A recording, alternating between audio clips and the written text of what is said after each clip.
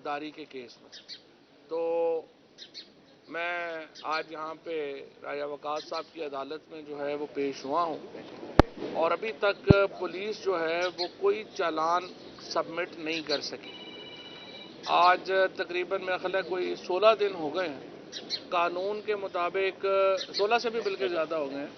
इन्होंने कानून के मुताबिक जो है वो 14 दिन के अंदर चालान जमा कराना होता है पुलिस ने, और अभी तक एक सफ़ा भी अदालत में जमा नहीं करवाया जा सका, ताकि हमें भी मालूम हो सके कि आखिर हमने गद्दारी की क्या है। मैं फिर पूछता हूँ कि अगर जेलम के एमएनए, पिंडदादन खान का एमएनए, आपके रावलपिंडी का एमएनए, आपका मियाँ वाली का एमएनए, ये सारे गद्दार हैं, तो आखिर पाकिस्तान में फिर पाकिस्तान रियासत के साथ कौन है? ये कितनी अहमकाना और इतनी, मैं समझता हूँ कि इसको क्या नाम दिया जाए कि अपने सियासी मुखालिफिन के ऊपर जिस तरह से गद्दारी के पर्चे पाकिस्तान में इस हुकूमत ने शुरू किए हैं, राना सनाउल्लाह एंड कंपनी ने जिस तरीके से किया है, उसके नतीजे में पाकिस्तान को एक बहुत बड़े बहरान का शिकार कर दिया गया। एक तरफ तो पाकिस्तान में ये तमाम गद्दारी के फतवे लग रहे हैं, एक तरफ पाकिस्तान में हर दूसरा शख्स जो है, अगर देखिए ना, अगर मैं पिंडदादन खान का एमएनए गद्दार है तो सारे जो मेरे वोटर हैं वो तो फिर गद्दार को सपोर्ट कर रहे हैं। अगर जेलम का एमएनए गद्दार है तो जेलम के एमएनए लोग तो फिर गद्दार को सपोर्ट कर रहे हैं। अगर शेख रशीद गद्दार है तो पिंडी के लोग जो हैं वो फिर गद्दार हुए। मियाँ वाली का इमरान खान गद्दार है तो फिर पूरा पाकिस्तान ही गद्दार है। ये इस तरह की बचगाना अहमकाना पॉलिसीज़ के नतीजे में पाकिस्तान को 1970 में बहुत बड़ा लॉस का हुआ कतर में। और अगर आप ये इस तरह की बचगाना अपने सियासी मुखालिफिन को दबाने के लिए बातें करेंगे, ये कॉलोनियल एरा में होता था, जब अंग्रेज़ यहाँ पर हुक्मरानी कर रहे थे, उस वक्त अपने सियासी मुखालिफों को इस तरह के पर्चों में डाला जाता था। 1857 की जंग आज़ादी के बाद 124A जो है इसको शामिल किया गया था पीपीसी में, जो उनके नज़दीक बगावत थी। लेकिन हम जो हिंदुस्तान और पाकिस्तान के रहने वाले हैं, 1857 की बगावत को हम जंग आज़ादी कहते हैं, और उन जंग आज़ादी के मतवालों के खिलाफ ये कानून जो है वो बनाया गया था, जिसके ऊपर आज पाकिस्तान में कुछ मैं समझता हूँ नासमझ लोग और मुझे जो हुकूमत में बैठे हुए राना सनाउल्लाह एंड कंपनी, जिनको ना तारीख का पता है। आप देखिए शहबाज शरीफ जो मस्खरों वाली हरकतें कर रहे हैं। तुर्की में पहले जलजला आया, वहाँ 35,000 लोग जो हैं वो जान से गए हैं, सीरिया में और शाम में और तुर्की में। जब वो वहाँ पे रेस्क्यू एफर्ट चल रही है, ये अपना जहाज़ बुक करा के कि जी मैं आ रहा हूँ। उन्होंने कहा भाईजान आप पाकिस्तान में ही रहें, वहाँ पे आपकी ज़्यादा ज़रूरत है, और आप स्नब हुए। अब आप कल देखिए कि कभी कभी वज़ीर आज़म भी कभी गया है कि वो वहाँ पे जो सामान भेजा जा रहा है टेंट और उसके साथ तस्वीरें बनवा रहे हैं, ये वहाँ पे चले। इतनी एम्बैरसमेंट पाकिस्तान को शहबाज शरीफ और बिलावल भुट्टो की वजह से हो रही है दुनिया में कि हमारे ओवरसीज पाकिस्तानी क्यों इनसे नफरत करते हैं। इसलिए नफरत करते हैं कि पाकिस्तान के पासपोर्ट की कोई इज्जत ही नहीं छोड़ रही है लोग। इस वक्त पाकिस्तान का जो बहरान है, एक तरफ तो वो मुआशी बहरान है और दूसरी तरफ हमारा एक इस वक्त मार्केटिंग का बहरान है। ये जो मस्खरे पाकिस्तान के ऊपर मुसल्लत कर दिए गए हैं, जो अमेरिका जो दुनिया में सुपर पावर है, वहाँ पे इस वक्त जो है वो 17 मिनिस्टर्स हैं, हमारे 85 वजीर फिर रहे हैं। कभी एक दिन पता करें जनाब वो फलाना, और 85 के 85 आप देखेंगे हर वक्त वर्ल्ड टूर पे होंगे, किसी वक्त आपको ये पाकिस्तान में नहीं मिलेंगे। एक पाकिस्तान का मजाक बना दिया गया है, और सिर्फ इमरान खान को रोकने के लिए ये सारे जोकर जो हैं वो हम पर मुसल्लत हैं। इलेक्शन लड़ने को ये तैयार नहीं है। अब मैं आपसे स्पीकर से पूछता हूं कि तुम उस वक्त भाग भाग के आपने इस्तीफे कबूल किए हैं, अब ज़िमनी इलेक्शन हो रहे हैं, ना पीपल्स पार्टी वाले अभी तक इलेक्शन में कागज़ जमा करवा पा रहे हैं, ना नून वाले करवा पा रहे हैं। तो अगर आपने पीटीआई को इस तरह ही, पीटीआई नहीं जो है सिर्फ इलेक्शन लड़ना था, तो फिर हम तो कह रहे थे हमें आप आने दें वहाँ पे और लीडर ऑफ अपोजिशन हमारा दें।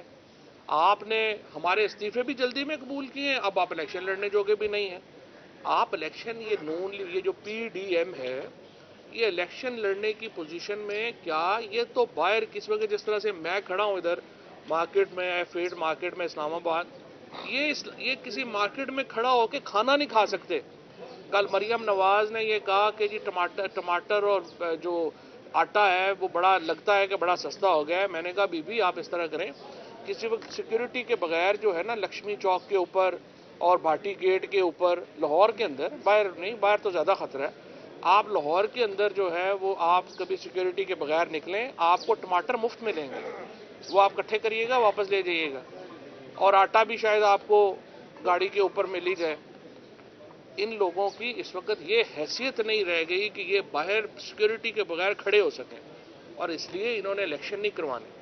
اب ہمارے ہاں جو اداروں کا زوال ہے وہ دیکھیں کس طرح سے ہو رہا ہے کہ الیکشن کمیشن آف پاکستان جس کے اوپر ہم اربوں روپے خرچ کرتے ہیں صرف ایک کام کے لیے کہ وہ الیکشن کرائے گا، وہ کہہ رہے جی ہم الیکشن نہیں کرا سکتے کیونکہ پی ڈی ایم جو ہے وہ الیکشن کرانے کو تیار نہیں.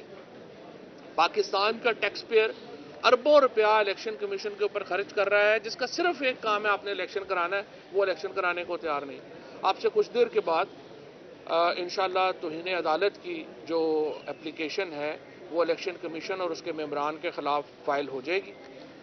انہوں نے 2 دن ہو گئے ہیں ہائی کورٹ کا، لاہور ہائی کورٹ کا فیصلہ ابھی تک اس پر عمل درآمد جو ہے وہ نہیں کیا، اور ہائی کورٹ کے فیصلے میں یہ تھا کہ امیڈیٹلی کریں. آج رات تک اگر شیڈیول اناؤنس نہیں ہوتا تو ہم کانسٹیٹیوشن کی آئین کی وائلیشن میں چلے جائیں گے، کیونکہ 54 دن آپ کو چاہیے منیمم الیکشن کے شیڈیول اناؤنس کرنے کے لیے، اور 7 دن الیکشن کمیشن کو چاہیے اس سے پہلے ایک جاری کرنے میں اپنا نوٹیفیکیشن الیکشنز کا ڈیٹ کا. اور اگر ہم یہ 61 دن جو ہیں یہ پورے نہیں ہوتے ہیں تو پھر اس کا مطلب یہ ہے کہ آپ آئین کی وائلیشن میں ہیں، آئین کی خلاف ورزی میں.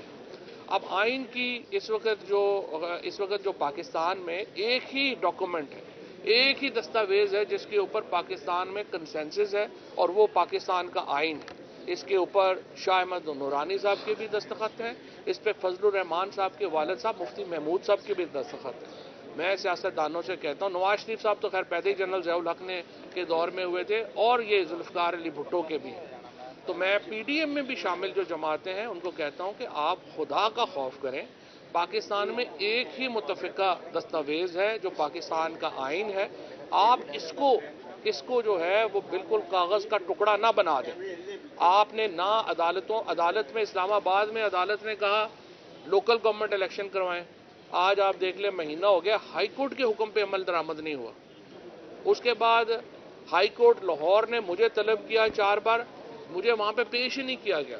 شیخ رشید صاحب کی ضمانت لی عدالت نے، انہوں نے دوسرے کیس میں اس کو بک کر لیا. اور کل مریم نواز نے بہت ہی خطرناک تنقید کی ہے عدلیہ کے اوپر، اور انہوں نے پاکستان کی عدلیہ کو ڈیفینسو کرنے کی کوشش کی ہے. اور کیوں کی ہے؟ کیونکہ وہ یہ کہہ رہی ہیں کہ ان کا جو مقدمہ ہے جو نیب کیس کی ترمیم کا کیس وہ بہت اہم ہے ان کے لیے. یہ ساری رجیم چینج ہوئی نیب کے کیسز میں ترمیم کے لیے تھی، جہاں 1100 ارب روپیہ یہ سارا جو پی ڈی ایم ہے یہ لے چکا ہے، اور اس پیسے کو ہضم کرنے کے لیے ضروری ہے کہ عدالت جو عمران خان کا کیس ہے اس کو مسترد کرے. عمران خان کے کیس کے اوپر ایک دباؤ بنانے کے لیے جس میں ہمارا مطالبہ یہ ہے کہ نیب میں ترامیم جو ہیں وہ نہیں ہو سکتی تھی، غیر آئینی ہے، اس کے اوپر عدالت فیصلہ دے، اس کو غیر مؤثر کرنے کے لیے یہ اب سارا معاملہ جو ہے وہ کیا جا رہا ہے. عدلیہ کو تنقید کا نشانہ جو ہے وہ بنایا جا رہا ہے، اور ہم اس کی شدید مذمت کرتے ہیں. ہم جیل بھرو تحریک کے لیے بھی تیار ہیں، ہم اپنی عدالتوں کے تحفظ کے لیے بھی انشاءاللہ تیار ہیں. بہت شکریہ. آپ نے بات کی ہے کافی بات کی ہے کہ باجوہ ساری حکومت کے فیصلے کرتے تھے. ایک تو یہ بتا دیں کہ آپ کی کابینہ کے مشیران اور وزراء کتنے تھے؟ ہمارے 42 تھے، اور اس میں جو وزیر تھے 22 تھے. فیڈرل منسٹر جو تھے وہ صرف 22 تھے ہمارے، اور جو مشیر اور سارے ملا کے 42 تھے، جو پاکستان کی تاریخ کی کم کیبنٹس میں جو ہے وہ شامل ہوتا ہے. لیکن اس کیبنٹ میں تو آپ دیکھ لیے کہ وہ لوگ سارے شامل ہیں جن کو کوئی جانتا ہی نہیں کون ہے، 85. اور اس کے بعد جو ہماری کیئر ٹیکر گورنمنٹ بن گئی ہیں کے پی میں اور پنجاب میں، اور پنجاب میں جو بندے بنے ہوئے ہیں ان کو گھر والے بھی نہیں جانتے کون ہے، وہ کہتے ہیں نہیں ہم ہی حکومت کریں گے. اس طرح تو نہیں ہوتا. Thank you. بھائی صاحب کا ہو گیا.